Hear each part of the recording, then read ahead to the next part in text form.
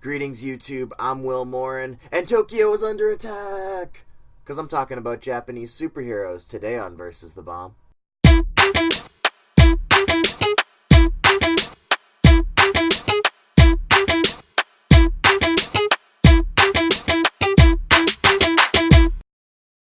So you hear the word Japanese superhero and you think, hey Will, I don't think I know any Japanese superheroes. Can you explain? Honestly, every American probably knows a Japanese superhero, they just don't know it's a Japanese superhero.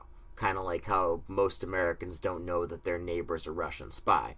Every American has at least one. The most popular is probably Super Sentai, although in the States we have a version of it called Power Rangers. And if you don't know what Power Rangers is, you're probably a Russian spy.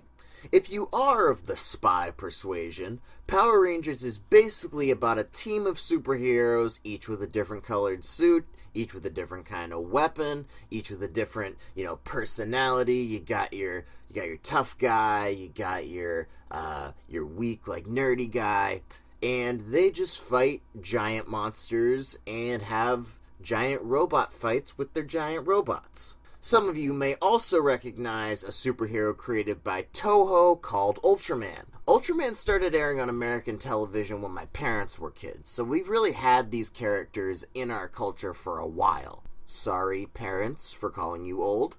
But I find it really interesting that these characters have endured, because I don't think they were meant for Americans at all. So Toho is probably best known for creating Godzilla, and if you know anything about Godzilla, you probably know where I'm going with this. Basically, Toho originally created Godzilla as a metaphor for the atomic bomb. He's radioactive, he destroys Japan, it was super clever. Then came Ultraman, a hero that runs on solar energy that defeats radioactive monsters. Also super friggin' clever. He, however, did nothing about the Russian spies.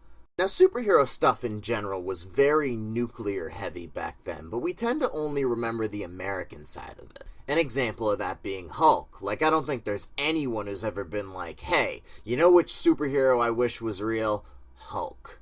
So whether you're a Cold War buff, or a superhero buff, or not a Russian spy, it might be worth it to check out those 60s Japanese superhero shows, just from a purely historical standpoint.